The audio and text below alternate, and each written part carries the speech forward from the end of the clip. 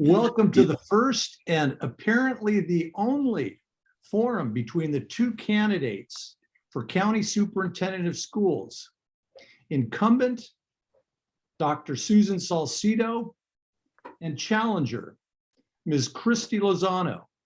We're really pleased that both candidates have agreed to be part of this forum this evening. The co-moderator, Jerry Roberts, my name is Lanny Ebenstein, we'll go over the ground rules for the forum in just a moment. But we have two sponsors for the forum, the Santa Barbara County Taxpayers Association and the Resource Santa Barbara. We really appreciate their assistance with this forum and would like to give each one of them the opportunity to make a brief statement on behalf of their organization. So first, Mr. Roy Reed, President of the Santa Barbara County Taxpayers Association. Roy. Thank you, Lanny. The Santa Barbara County Taxpayers Association was founded over 60 years ago, and since that time has been dedicated to fostering a dynamic economy and a robust business environment for the benefit of all residents of the county. Toward that goal, we promote transparency and citizen participation in county government and expect prudent management of taxpayer-generated revenue by that county government. We're honored to be a sponsor of this forum tonight, not only because of the significance of education as an item in our county's budget, but because we consider no function of local government to be more important than that of providing free public education, prepare our young people to take their place in the world. We're gratified to have this opportunity and look forward to a productive and informative evening. Thank you. Thank you, Roy. And our other sponsor is the Resource Santa Barbara, with its president, who's also played the key role in assisting us with technical issues tonight, Ms. Terry Jory. Terry. Thank you, Lanny. Good evening, moderators, candidates, and attendees. I'm Dr. Terry Jory, President of the Resource SB, and honored to be sponsoring this incredibly important forum because education and everything associated with our youth in schools is crucial, including dropping our children off at school and expecting to pick them up afterwards. Our resource banner hangs proudly in front of San Marcos School, and we're happy to support other schools. Just contact us. The Resource SB is a 501c3 media organization that shines a light on issues in our community because everyone has a story to tell, and we want to share your story, connect people with useful resources, and help those who may feel isolated navigate through challenging times. We film and live stream our shows in my backyard studio that we built during COVID, and then edit for broadcast on TVSB. One of our calls to action involves directly handing out kindness kits to our homeless and houseless neighbors. In it are shampoo, conditioner, lotion, deodorant, toothbrush, toothpaste, toothfloss picks, comb, Starbucks card, and even a birdie whistle for self-defense. Yes, as a 4th-degree black belt, I teach self-defense to the homeless. Another call to action, which is apropos to our media organization, is that we're developing a media literacy lab, especially for our youth, including those who would otherwise not have access to the technology. It's vital for our youth not just understand how to use technology, but understand their civic duty and responsibility of what their words and photos mean when distributed. We hope to raise enough funds so that every student can have their own equipment as they progress through the program. If you'd like to donate to our kindness kits or our media literacy lab, please go to theresourcesb.com. Thank you and appreciate everyone coming together in community. Great. Thank you, Terry, and thank you to both of our sponsors. I'll now turn the introduction over to our co-moderator, Jerry Roberts, who will explain the ground rules for the forum. Jerry. Yeah, a quick word about the ground rules to which both campaigns agreed. Lanny and I will ask each of the candidates 6 questions, the same 6 questions about some current key issues in education. After that, we will ask as many of your questions as possible submitted in the chat area or sent in earlier to newsmakers. Each candidate will have 2 minutes to answer, and then the disembodied voice of Hep Freund will announce when time is up. At that point, you have 10 seconds to wrap up. Your moderators will use our best judgment about extending 30 seconds to either candidate to respond to allegations or comments raised in the previous answer. Now I'm honored to introduce once again the incumbent, Susan Salcido, and the challenger, Christy Lozano. And the first question from Lanny. Great. Well, this is going to be, and I think almost all of our questions are going to be to both candidates, and we anticipate that that's how it'll be also for the audience question. So our first question to Dr. Salcido is going to be, why should the voters re-elect you? And our first question to challenger Ms. Lozano will be, why should the voters elect you? So Dr. Salcido. Thank you. Thank you for hosting this forum. I am eager to participate tonight so that our community can get to know who both of us really are, who and what we stand for, and why. So why me? Because I recognize this role is an honor and a responsibility, that this work is about me as a leader and us as a society. And because I'm a true educator at heart and believe so strongly in public education and have fully embraced and learned from every role in my educational career, each informing the next. I grew up in Santa Maria and understand and love North County and South County.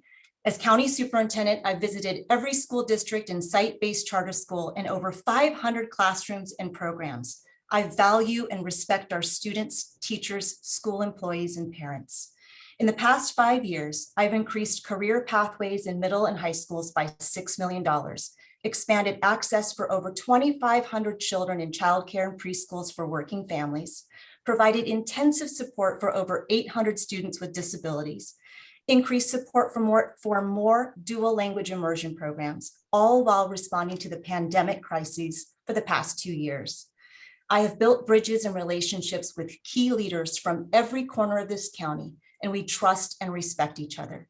I've stepped into every natural disaster and emergency and led with confidence and calm that helps when people are scared and worried. I've assembled a brilliant team in my organization that puts students first. To our community, we've been through turbulent times together. In fact, times are still challenging. And in times like these, we need cool, calm, collected, trusted leadership, and you'll have that with me. Ms. Lozano. Thank you, organizers, participants, and Superintendent Salcido for engaging in this forum. I should be elected superintendent because I'm the right leader for the job. I'm a local teacher with 18 years experience, K through 12. I have experience, energy, and leadership skills that are tailor-made for the job at hand. Most recently at the elementary school, I taught English language learners who were excited to learn and had the joy of discovery and eagerness to build their skills. After transferring to Dos Pueblos, I saw these same students struggling to learn, depressed, and fearful of their futures, with such brightly colored hair because they're trying to feel happy. I've seen firsthand what the education system, I can see it, but I can change it. I know how the magic of education happens in the bureaucratic barriers that have limited success for so many students. Half our students cannot read at grade level, and 2/3 of our students cannot do math at grade level. We have an education system that fails to educate. 1.1 billion flows through our education system with very little transparency. Curriculums are kept hidden from parents and the community, undermining trust. Following the tragedy in Texas, it is clear that our own schools are not as safe as they must be. I believe our schools' curricula and budgets should be transparent. I believe in positive educational outcomes, safety, nonpartisanship, and engaged leadership. Unlike the failed status quo, I have a 4-part plan for success. Number 1, a literacy task force. Number 2, using best practices. Number 3, I will meet with every member of the cabinet to evaluate themselves on their effectiveness and specific ways to improve. And number 4, I will lead by example. Thank you, Ms. Lozano, and this question is gonna go to you. I'm gonna double back on one of the things you just said. The nation has been viewing with horror the most recent school shooting in Uvalde, Texas, which is the 27th school shooting in the first 5 months of 2022. Give us your perspective on this issue specifically. What is the role and the responsibilities of the county superintendent to ensure the best possible safety plans for such incidents are implemented in schools across Santa Barbara County? As the tragedy in Texas so heartbreakingly shows, our schools are not safe. I am a leader. I will not cower like police officers awaiting a heartbreaking hour for backup before taking action. I have already stood up publicly to support SROs, which are safety resource officers, and improve discipline in our schools, and have paid the administrative price for such statements. Currently, our schools are removing SROs, not adding them. As superintendent of schools, I will not sit and wait for a distant solution of gun safety to magically make our schools safer. I will act now. Safety and facilities are the responsibility of the county superintendent of schools per Education Code Section 1240. Both need to be updated to meet the current safety challenges. Beyond gun violence, it is important to remember that safety and discipline is critical for learning. Learning requires a healthy environment of openness and vulnerability, not fear of violence or cancel culture. This is also one of the reasons I want to take partisanship out of the classroom. Our schools must be a place where students from all faiths, beliefs, and backgrounds feel welcome and included. In my 18 years of teaching, I have seen a steady decline of safety and discipline. In order to show progress in suspensions and expulsions, the administrators have lowered the bar to show progress, but in fact, it creates worse behaviors. Lowering the bar is never a good solution to addressing a problem because eventually you'll reach the bottom. We need to address discipline problems head on and have honest conversations to create the healthy learning environments necessary to educate children. Okay, and then 2 quick follows. These are both yes or no. Should there be armed law enforcement officers on campuses? SROs are currently armed law enforcement officers, and I've been. So that's a yes? Yes. Yes, and should teachers be armed? Well, I don't know that that's a teacher's job.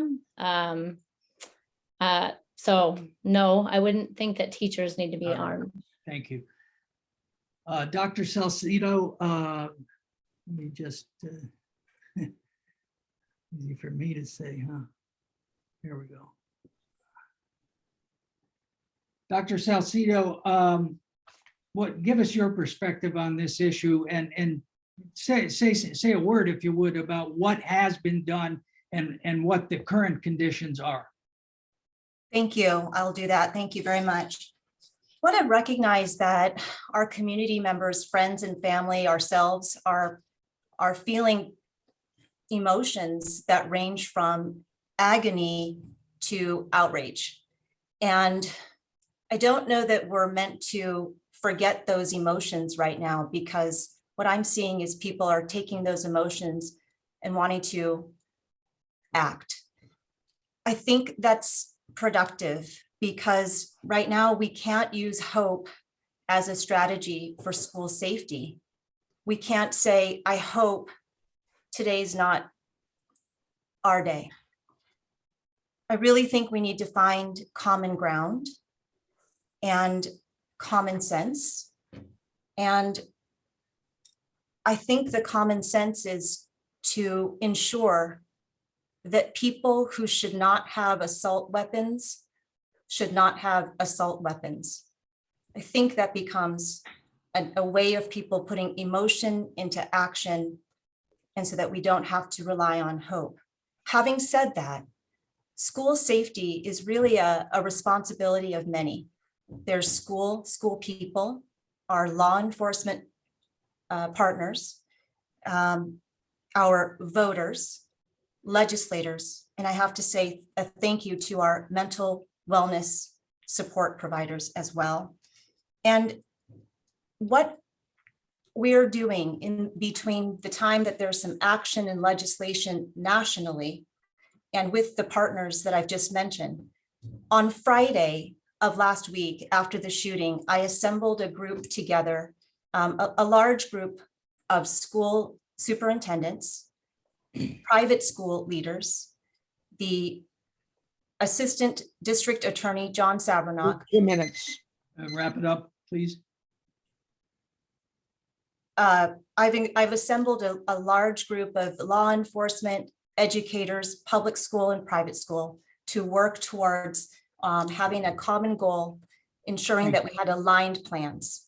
Thank you very much for your. Thank you. Our next question will be with respect to finances, in particular as a result of one of our co-sponsors being the Santa Barbara County Taxpayers Association. The Santa Barbara County Education Office has a large budget. What currently is being well spent in that budget, and what expenditures could be improved? We're interested in answers to both aspects of that question. Dr. Salcido, you'll be first to answer that. Thank you. A budget should really reflect an organization's priorities, and I'm really proud of the priorities that are reflected in our budget. We are moving forward with seeking approval from the county board on our budget of $104 million for the 22-23 school year. And that entire budget for our operations, 74% of that budget will be spent on student services, special education, early childhood education, juvenile court and community schools, for example. The 12% will be spent on school and district support. So professional learning, the local control accountability plan reviews, the budget reviews. A 7% is really only our internal supports. So fiscal, human resources, and 7% goes back to the state. So of the 100% of our budget of $104 million, 86% is spent on schools, on districts, and on student support. And I'm really proud of that it reflects our priorities. We're also, my role is to overview, review, and approve districts' budgets for solvency. And after the 20 school districts, 10 charter schools, all are solvent for the next 3 years. And I think that reflects well on the work of chief business officers in school districts, as well as our team. Also, what's working well is the advocacy that we do in Sacramento for the funds that go into schools and school districts, with the varying types of budgets that districts have. Local control funding formula districts, basic aid, community funded districts, large and small. That advocacy for ongoing funding is really, really important. I think what can be improved at SB CEO in terms of our administration is to move from a paper-oriented organization to more online. We're getting modernized, but that's an area that we can continue to improve each year. Thank you. Go ahead. Ms. Lozano, would you like to respond to those questions about the county education office finances with respect to where funds are being spent well at this point in time, and where funds could be spent more effectively? Well, what can be improved is we can begin with transparency. Transparency not only builds trust, but it brings more ideas to help improve the outcomes. The budget is long and obtuse. Where are the lists, the amounts, the deliverables of the various consultants and nonprofits who are paid by the county? As superintendent of schools, I would ensure that the county and all district budgets, local control accountability plan funds, consultants, and nonprofits are easily searchable. Millions of dollars are spent on travel, consulting, conferences, and communications. Since it's such a large amount of money, it would be helpful if the public knew in greater detail where the money is going. If we are to turn our county around, money spent must be transparent and related to actual outcomes. In general, I will be looking to ensure that all monies are first and foremost focused in the classroom on effective educational outcomes. In my experience at McKinley Elementary School with English language learners, while I was there for 6 years, I kept asking myself and the other teachers, how come these kids aren't learning? I could see that there was not routines in place, their curriculums were consistently changing, leadership was consistently changing. And after going to administration and asking for the needs of the kids and sharing what was working and what wasn't working, we weren't responded to by administration. And that led me to believe that the monies that are earmarked through the LCAP were not going to those most in need. So I would want to make sure that those monies are going directly into the classroom to help the students that they are earmarked for. All right, thank you very much. Next question is about literacy. And as you know, there's been a long-running debate about the best way to teach reading, specifically between the balanced literacy approach and the science reading method, which focuses on the relative importance of phonics. Which side of this debate do you come down on, and how assertive will you be as superintendent in trying to influence local districts to adopt one or the other methods? Let's say Dr. Christie, I think answers that one. Yeah, Ms. Lozano, the question's to you. Okay, for starters, just like I said, ensuring that all LCAP funds are used to improve outcomes. Monies that are supposed to go to foster youth, English language learners, and socioeconomically disadvantaged students. For those that are interested in learning how LCAP funds are misused and do not reach the children in need, please see my YouTube page, Marked Christy Lozano. If we're going to do more of what works and less of what doesn't, we need to begin looking at actual outcomes. Like Winston Churchill said, however beautiful the strategy, you should occasionally look at the results.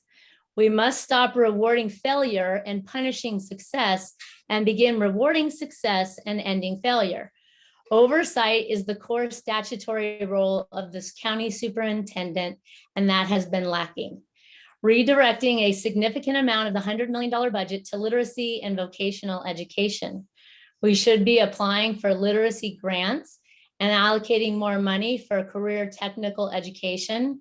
Currently, less than 3.5% of the county budget is spent on CTE and zero for literacy, zero. I would increase both. I'd be hiring more instructional aides or tutors to work with kids who are below grade level at the district schools. We can look at our local Franklin Elementary School, where the principal supports all of her teachers and focuses on pushing in support staff for small group learning in the classroom. We need to multiply this model and schools like it across the county. All right, and in terms of the question about balanced literacy and science of reading, which? The science of reading. Okay. Dr. Salcido. Yeah, Dr. Salcido, tell us, if you would, where we are in terms of the 20 school districts in balanced literacy, science of reading, use of phonics. As you know, the key proponent of balanced literacy came out recently and admitted there were a lot of problems with it. Where are we and where should we be in terms of those two methods? All right, thank you. First, I want to start with about literacy, just zooming out and talking about literacy for a moment and saying that I really believe that literacy should be the guarantee that we give all students when they start schools, public school, private school. I mean, that's really the foundation. I also would like to clarify something very important for all of the listeners and viewers tonight, that the school districts, the 20 school districts that Jerry, you just mentioned, plus the 10 charter schools within the county, all operate independently from the county education office. Each school district has a superintendent and has a school board, and they make decisions around curriculum and instruction, personnel, implementation of programs, school bell schedules, what their goals will be and how they'll fund them. Those are all independent from the county education office. And I say that just as information, because what we can do at the county education is still influence and impact and provide guidance and provide professional learning, which is what we do. What we don't do, however, is mandate curriculum or prescribe a method to any of the districts. And that's the case in all 58 counties in California. Having said that, what can we do and what do we do and what's important? Phonics is absolutely important and essential. Decoding, absolutely important and essential, especially with the English learners that we have in our schools. We have 25% of our students in Santa Barbara County are English learners. That's 1 in 4. And we really want to ensure that they have the phonics instruction, the decoding, but having word recognition isn't enough. They also need to know the meaning behind the words that they're learning to read. 2 minutes. So what we'll do at the county education office And is wrap not up. only that support, but the screening, the progress monitoring, the interventions, and the data-informed practices. Thank you. And I apologize, Dr. Salcido, but I forgot on the question about school safety to ask you those 2 yes or no questions. Ms. Lozano said that officers should be armed on campuses. Do you agree with that or not? I believe when, yes, when officers are on campus, that they should be armed because they'll have all of their equipment with them. Teachers, no. And okay, thank you very much. Great. Okay, our next question is noted previously. One of our sponsors, co-sponsors is the Resource Santa Barbara, whose focus is homelessness. And this question is directed to both candidates, starting with Dr. Salcido. What can be done to increase educational opportunities in Santa Barbara County for homeless students? Again, we recognize that there are independent school districts within the county, but nonetheless, what can the county education office do with respect to homeless students? Perfect, thank you. When we think about homeless students, and they're defined in a particular way for public education in California, they can be defined as homeless if you have multiple families dwelling in one unit. So for example, a studio apartment with 2 families, or a 1-bedroom apartment with a family in a garage, or a 4-bedroom house. I wanted to make sure that the definition is clear, because in Santa Barbara County, we have 6,884 students who are defined as students experiencing homelessness. And of them, 95% are in multiple families in a dwelling. So then the 5% might be unsheltered, living in a car or motel. So I wanted to make sure that you knew we had the definition. And for all students experiencing homelessness, what we need to ensure is that they have the safety at school, they have the consistency at school, they have access to meals and nutrition, clothes, social services, because at home, they might not have a place to unpack a backpack, do their homework, or even know where they'll be sleeping from day to day. The question about county education office, what do? We actually have a liaison at the county education office who supports all of the district's homeless and foster youth liaisons and charter schools to help them with that support at school for students to have that security. That's number 1. Number 2, we also ensure that when students move from one place to another, that they may remain at the school that they're already enrolled in, because we don't want them also to have to keep moving around. So that's assurances of protections, assurances of safety and routine, and also ensuring that there's connectivity with multiple supports within the community. Thank you. Ms. Lozano. Santa Barbara County has among the highest percentage of kids experiencing homelessness. In a budget of 100 million, currently less than half of 1% are spent on homeless children. Santa Maria has one of the highest rates of homeless children in the state. In 2019, the last year we have data, of the 2,300 homeless students tested in Santa Maria, only 28% of homeless students met or exceeded the standards for English and 23% for math. We must do better for them as well as all students in the county. We can do better by making sure these students receive individual attention and instruction and engaging their parents in the process. When it comes to educational outcomes, remember the idiom, a fish rots from the head. Most of the tools to improve outcomes rest with the superintendent of schools. Failing to use these tools, then deflecting on other issues is disingenuous. Back at McKinley, I've had lots of children whose basic needs were not met. And in order for a student to learn, their basic needs have to be met. So again, I've done a video on LCAP and how money do not go to the children in need. And again, the LCAP funds need to go directly to the foster youth that needs them most. All right, thank you. The last question that we had asked is somewhere here. Okay. The County Board of Education does not currently provide video recorded copies of their meetings or broadcast them live. The board voted recently to keep it that way. Do you support or oppose, Ms. Lozano, such recording? Isn't it crazy that an important government agency with $100 million budget and such terrible educational outcomes actually voted 5-2 to make it difficult for the public to see what they're doing? Many parents can't attend Santa Barbara County Education Office board meetings because they're scheduled in the afternoon on a weekday. Even reporters don't have time to cover these meetings. Putting these public meetings online makes infinite sense. After all, our education system belongs to the people of the county, not those who hide from public view. As superintendent of schools, I would have challenged the board and made a formal recommendation that all meetings are recorded and that the recordings is organized so that the public can easily search specific issues. As I've said before, if board doesn't want to bring cameras into the boardroom, I'll bring my own. I'm known for making videos that people actually want to see. The Santa Barbara County Office of Education should be leading by example. The local districts record and post their board meetings.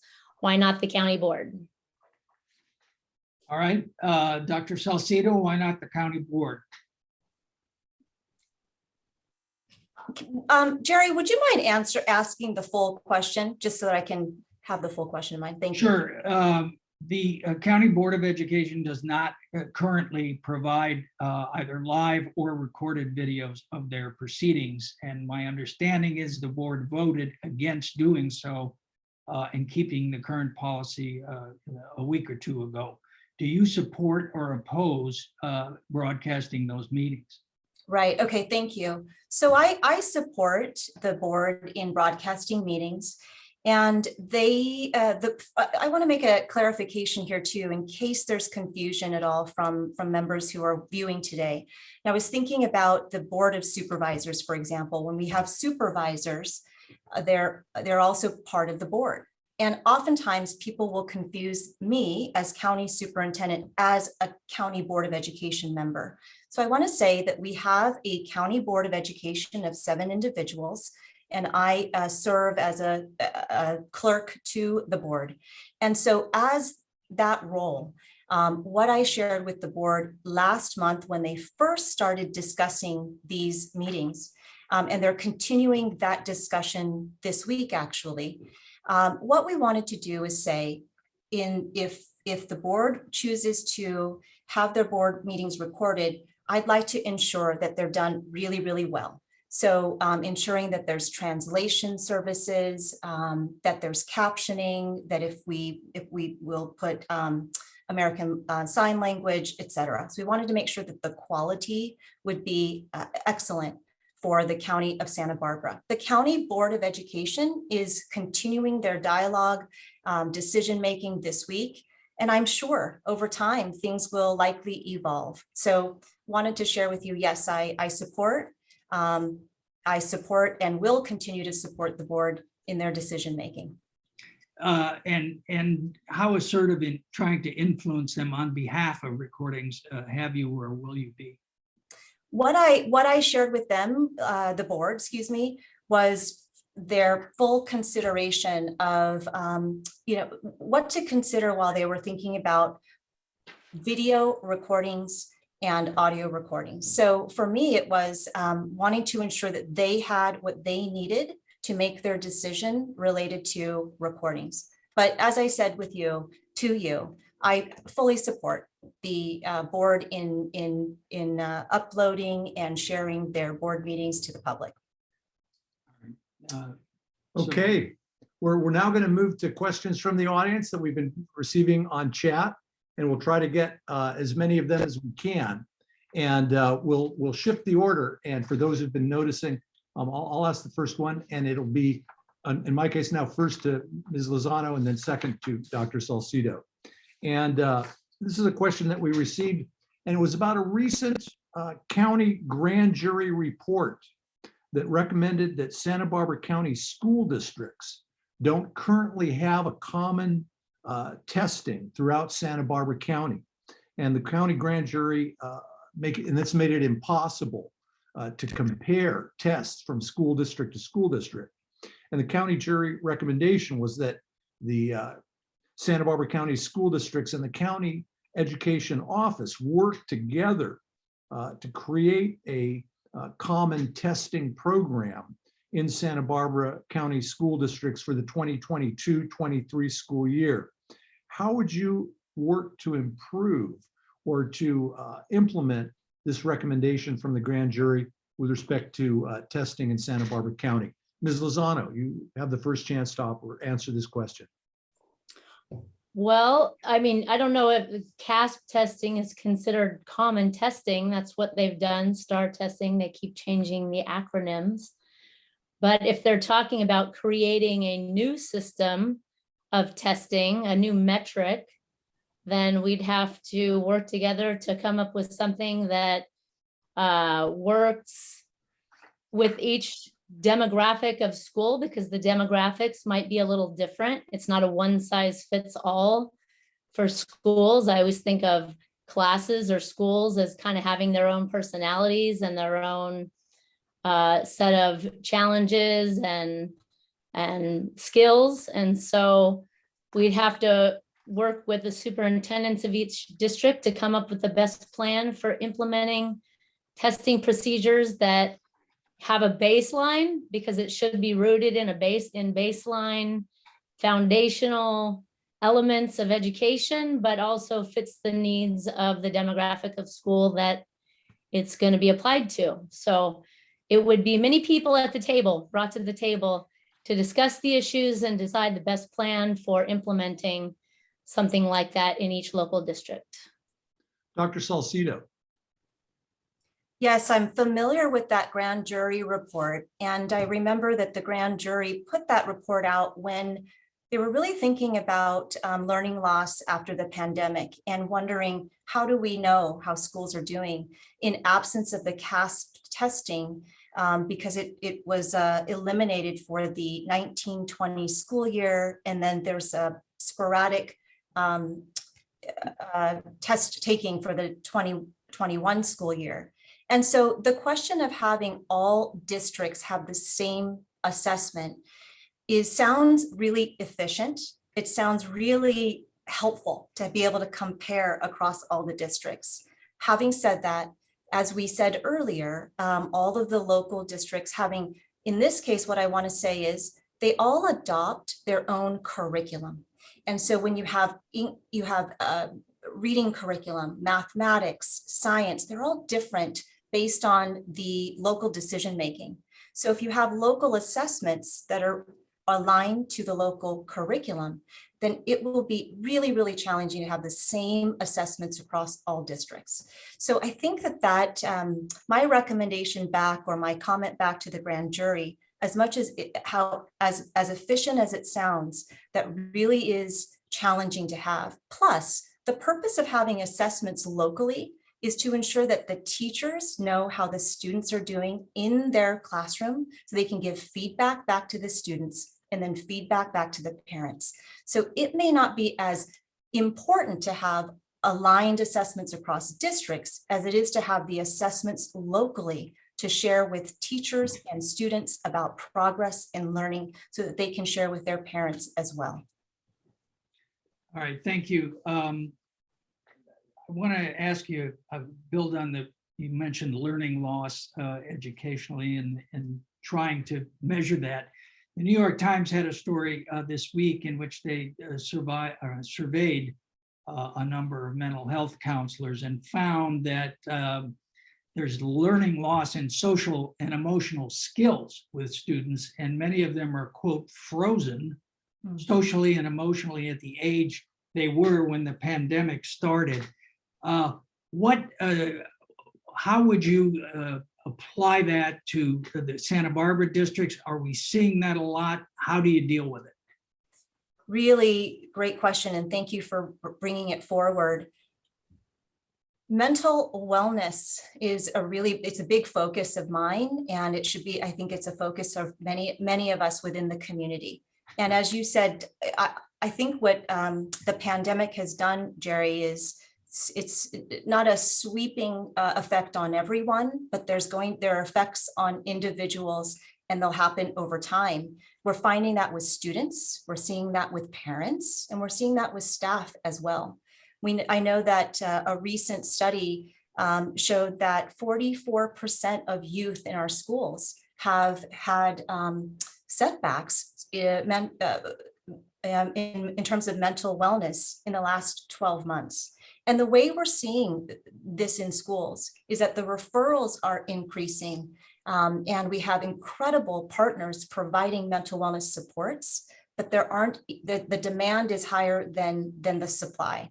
And what I've done at the County Education Office, for the first time in the last 3 years, we have a $4 million grant to provide school-based mental wellness supports. We started in the Santa Maria Valley with navigators and a clinician, and we're expanding now into the Lompoc and San Ynez Valley.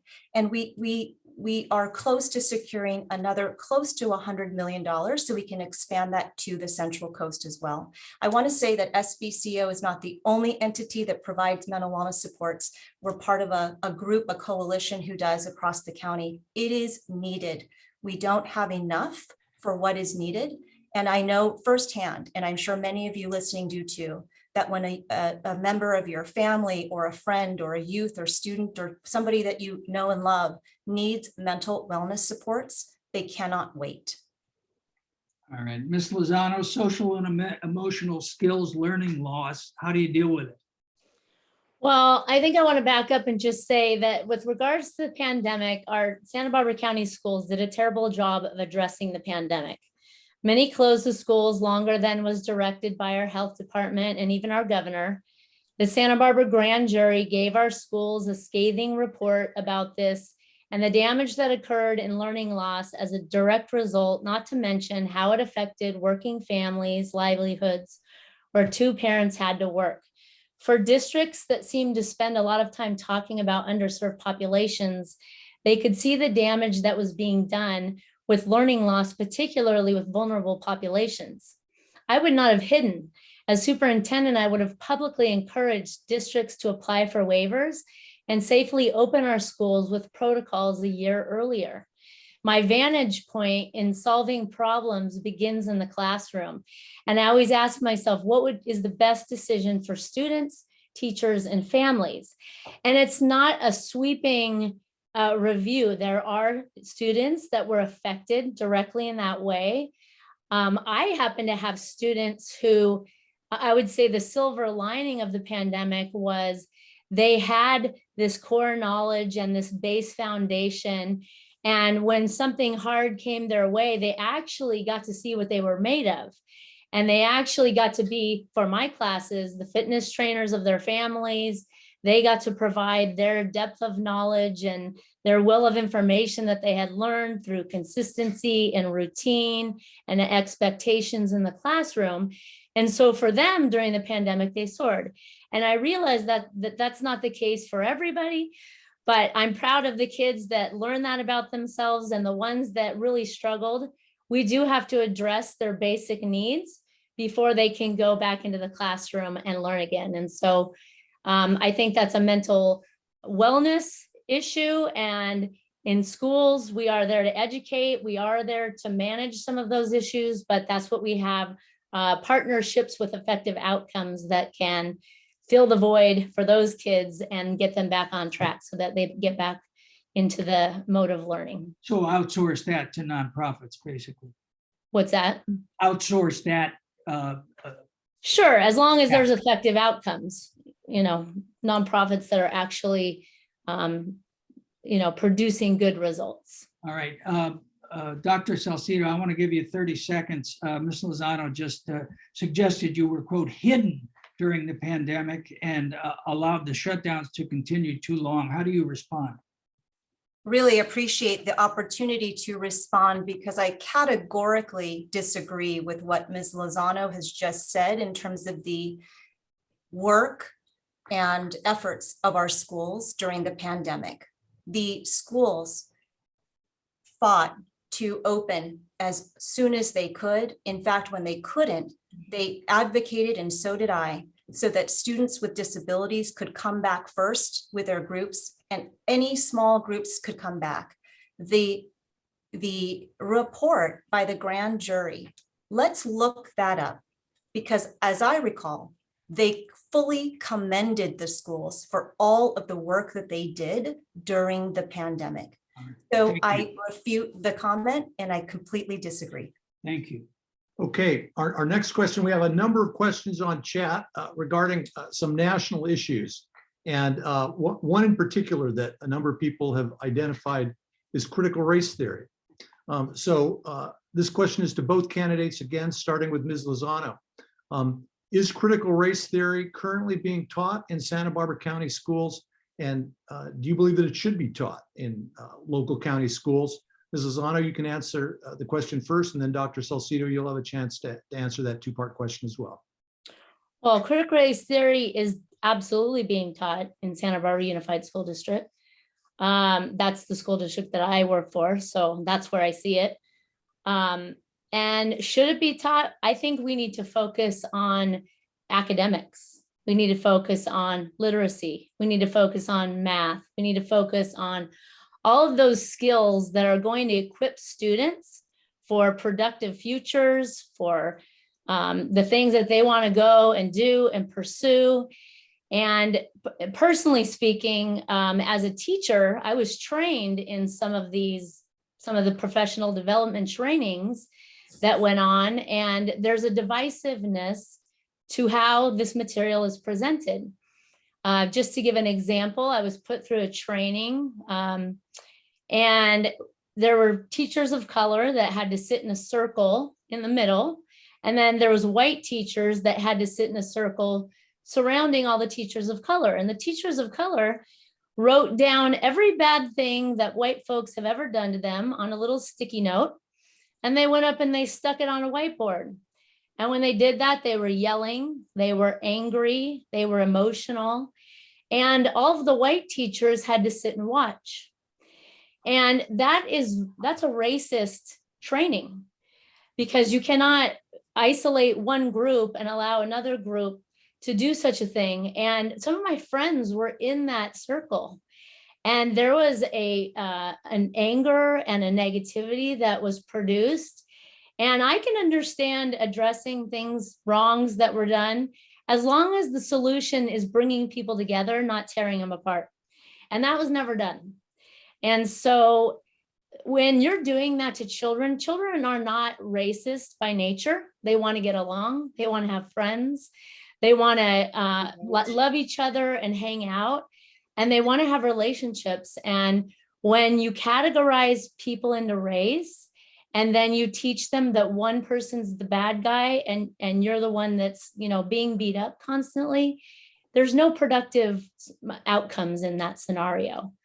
And so I don't think that critical race theory should be taught. If we want to talk about culture and, all the good and bads and ugly parts of, our history, that's fine. Let's do it. But let's actually have it be accurate and true, and we can work through it and we can overcome it together. Great. Dr. Salcido.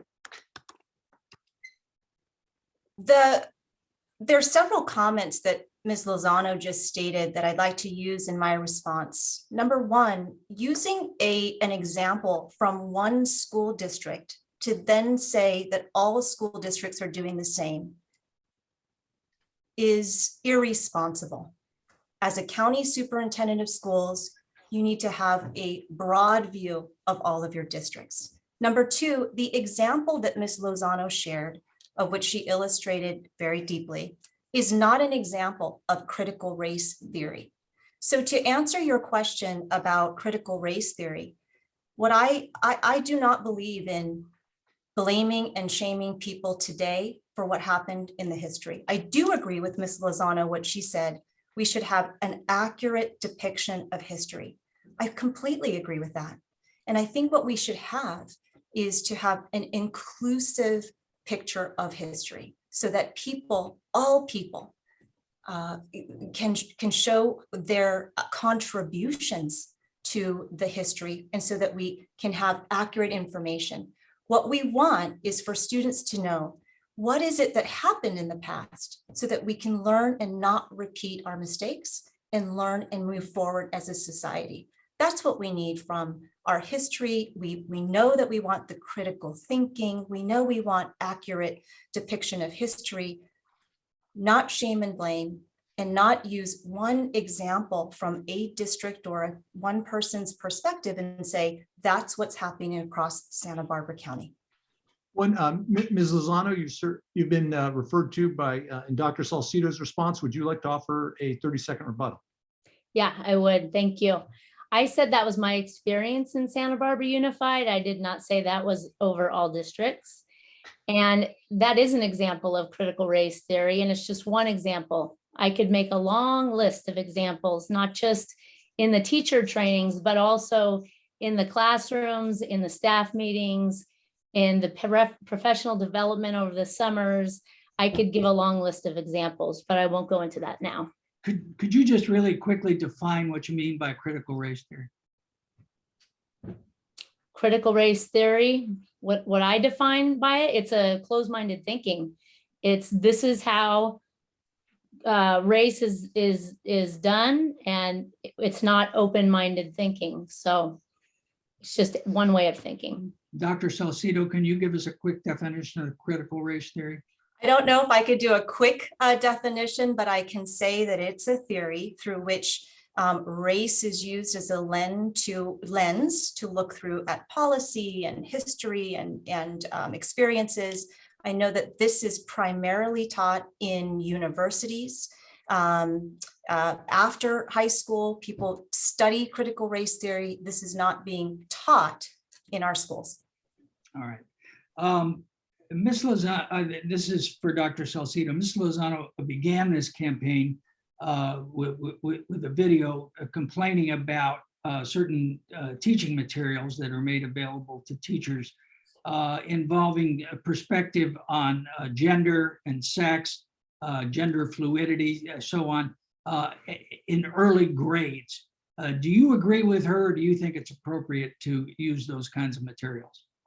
Jerry, I am not sure of the video exactly that you're speaking of. I really don't know. So if you wouldn't mind saying a little bit more, I'd be glad to answer it, but I'm not sure what you are referring to specifically. There's a list of resources Okay. on the Santa Barbara Unified School District website directing teachers to materials about race, sex, and other controversial issues. Specifically, there are books which talk about transgender, gender fluidity, and gay people, and they were aimed at 1st to 3rd graders. Do you think that's appropriate content for the 1st to 3rd graders to use?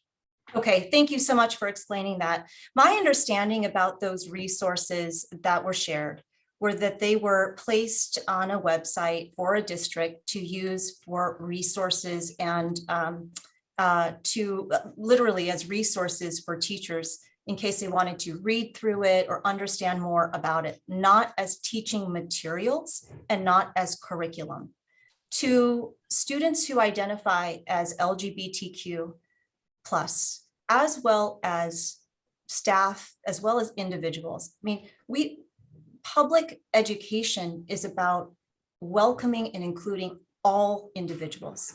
So we know that students who are in kindergarten have parents who are gay. We know that we have teachers in our schools who identify as LGBTQ+. So we've got to ensure that we have ways in which we're including, that we're inclusive, that we're welcoming.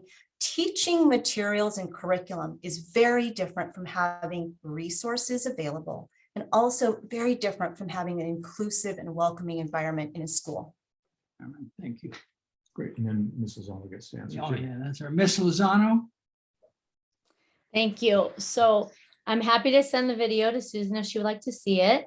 And Jerry, I didn't launch my campaign off of this video. The video went viral before I ever decided to run for superintendent of schools, just to be clear. And let's see, I think we need to put our money back into resources for literacy. There's a lot of subjects that come up that can sidetrack the conversation and take the focus off of learning. And I think that's my biggest priority, is to put resources back into learning to equip kids for the future.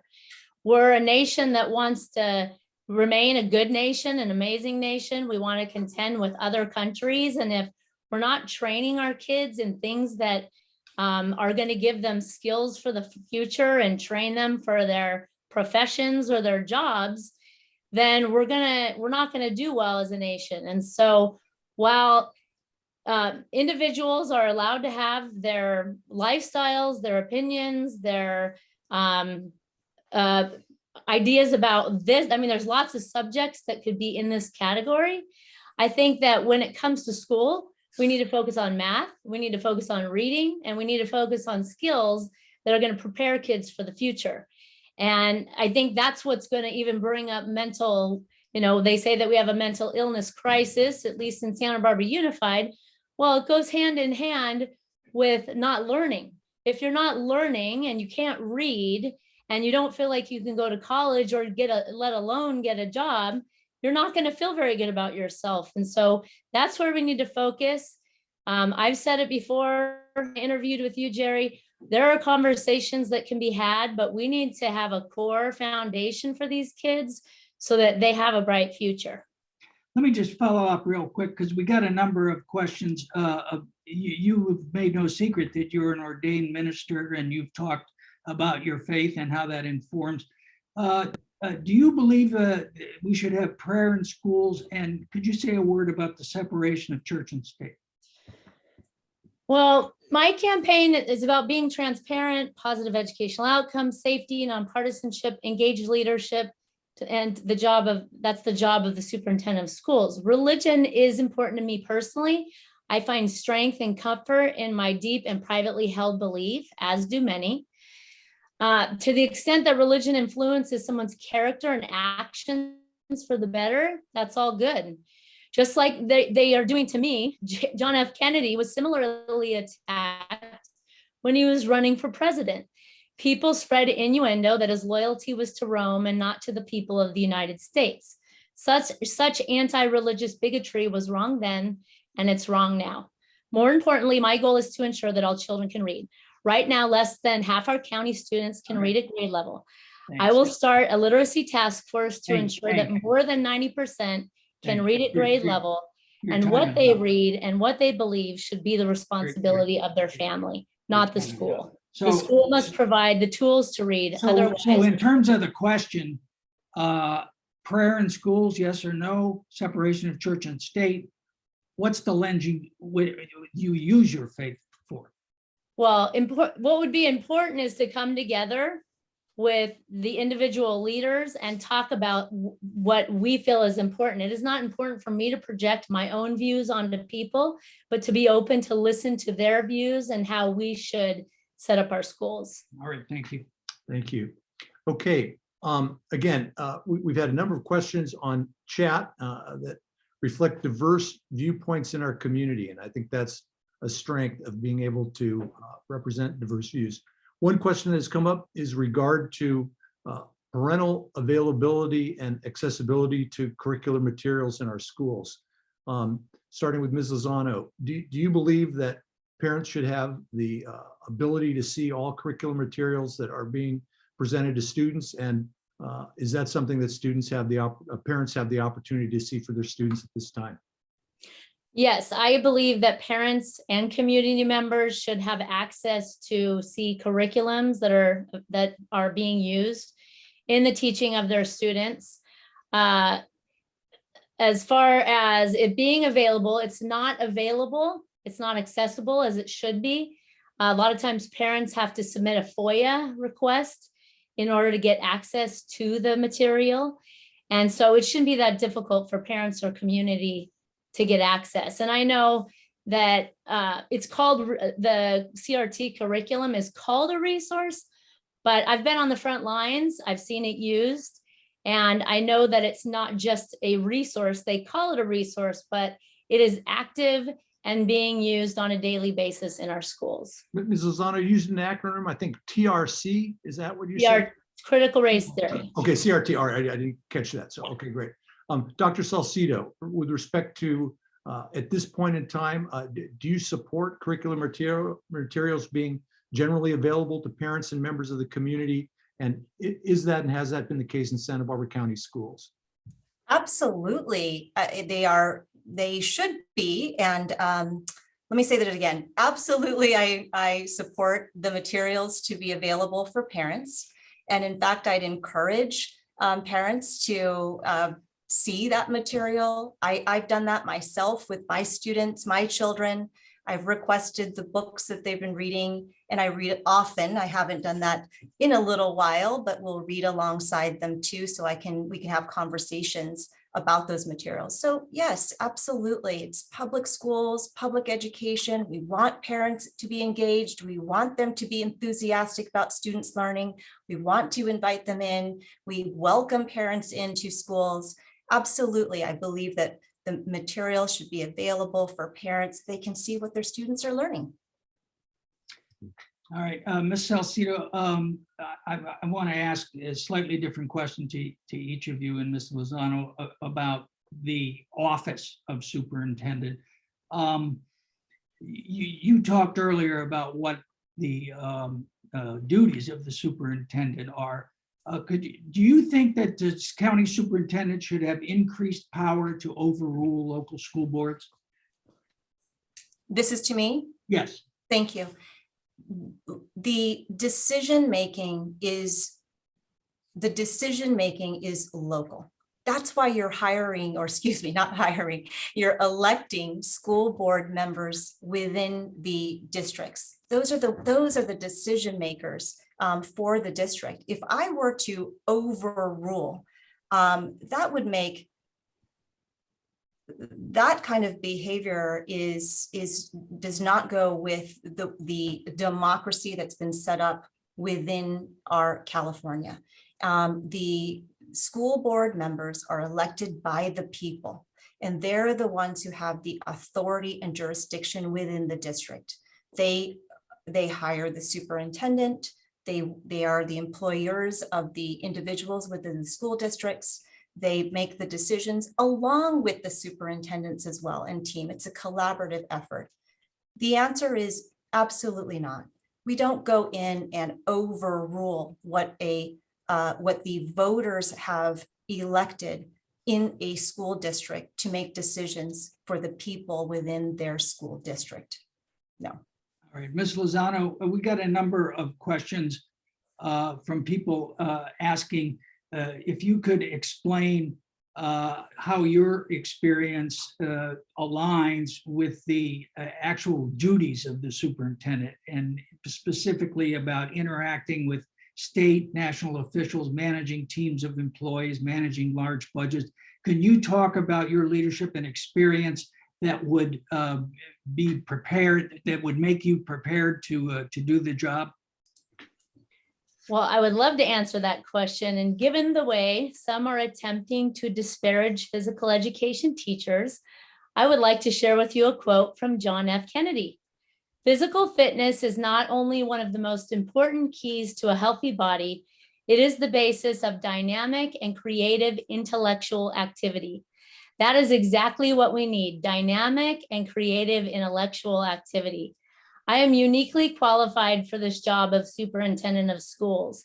I have the full academic requirements and experience, but more importantly, I have the vision and leadership skills. I am the only candidate with a plan. Sure, a principal or assistant superintendent role might be useful, but these positions are only given to those that don't rock the boat. And in the case of our County Office of Education, the boat has been adrift for far too long. The boat doesn't just need to be rocked, it needs to be completely turned around. We need a captain focused on transparency, positive educational outcomes, and safety.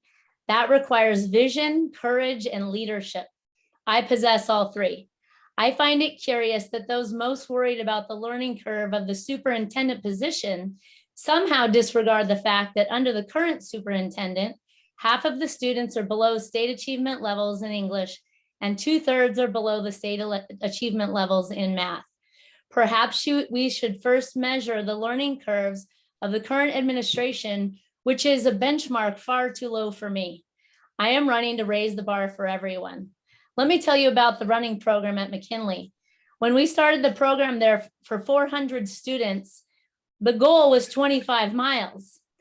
The upper end goal was 100 miles if little kids at the elementary level could reach 100 miles.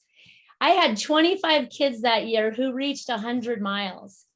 I had 125 kids that reached 75 miles. I had half the school that reached All right. 50 miles and the whole school reached 25. All right. That's success. Thank you very much. Dr. Salcido, I want to give you 30 seconds on that.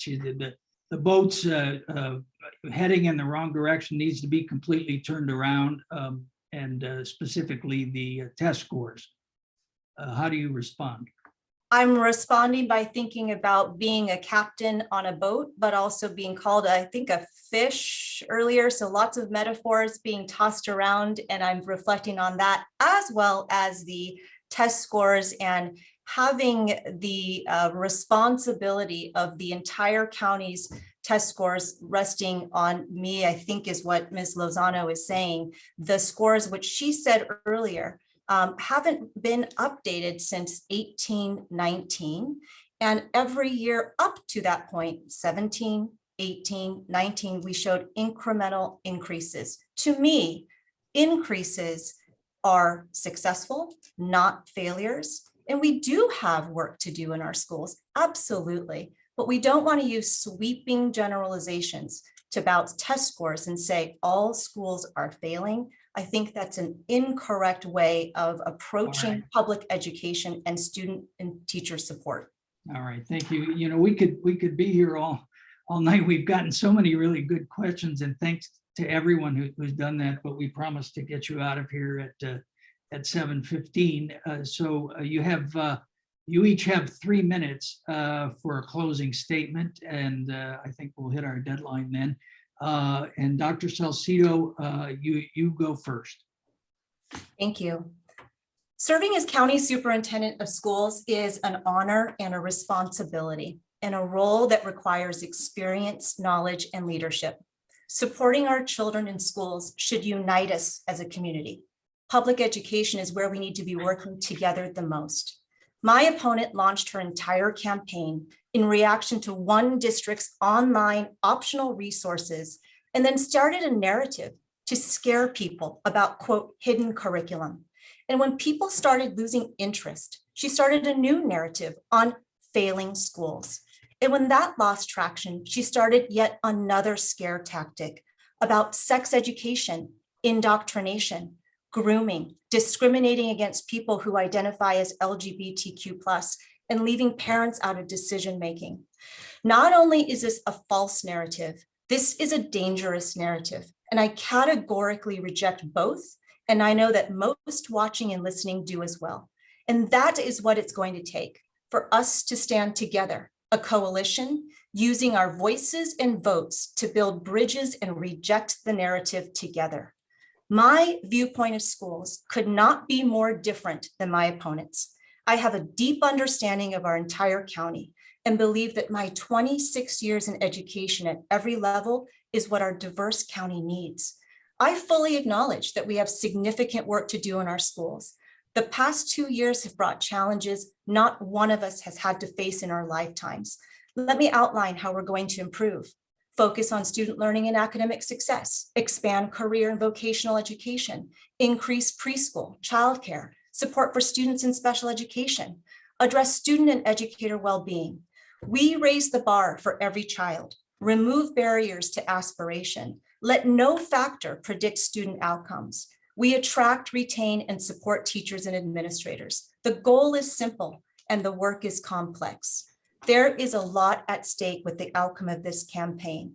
With me, you're going to find a person who advocates for all children, who has an open door for all parents, who listens, acts, and is motivated by integrity and humanity.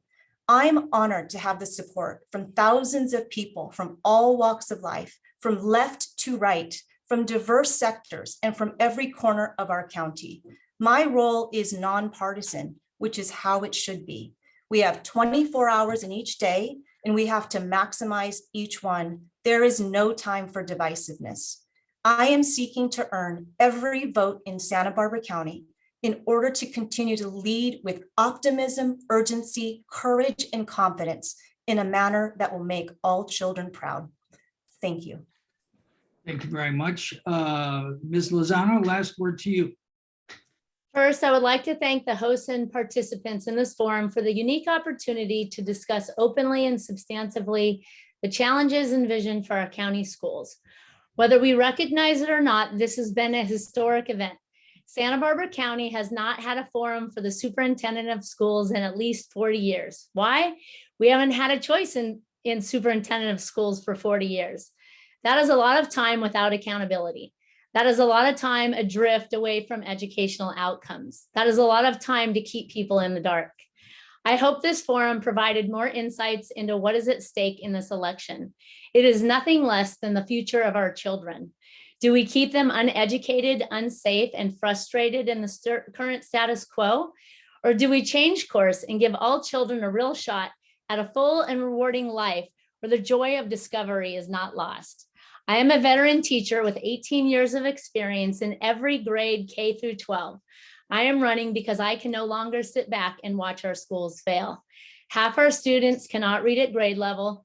2/3 of our students cannot do math at grade level. 1.1 billion flows through our education system with very little transparency, and curriculums are kept hidden from parents and the community. Following the tragedy in Texas, it is clear that our own schools are not as safe as they must be. I am the only candidate who has stood up to support keeping SROs in schools, and the only candidate endorsed by Santa Barbara Deputy Sheriff's Association. Unlike the failed status quo, I have a clear plan to turn our schools around. As superintendent, I will institute a literacy task force, enact best practices. I will meet with every member of the cabinet to evaluate themselves on the effectiveness and concrete ways to improve outcomes, and I will lead by example. If you are content that half of the students in our county cannot read and 2/3 cannot do math at grade level, I'm not your candidate. Figure out for yourselves whatever excuse you need to vote for the failing status quo. However, if you believe we can and should have the best school system in California, vote for me. If you believe countywide school literacy should be over 90%, not 50% where it is now, vote for me. If you think we should teach all students to think deeply and think critically, vote for me. If you want safe schools, vote for me. If you want to see transparency and positive educational outcomes, then I'm your candidate. In this June 7th election, the stakes are huge, but the choice is very simple. Vote for the failed status quo or me, Christy Lozano. Thank you for listening and thank you for your vote. Dr. Salcido and Ms. Lozano, thank you very much for participating in this forum tonight. Free discussion is the essence of a democratic society, and we certainly had that tonight. On behalf of Jerry Roberts, we would also like to thank the sponsors again, the Santa Barbara County Taxpayers Association and the Resource Santa Barbara. We would also like to thank the more than 260 people who've tuned in during this forum to observe it and to participate via chat. And we will look forward to future forums in the future. So thank you very much for your time, and we appreciate it very much. Thank you. Thank you. Good night.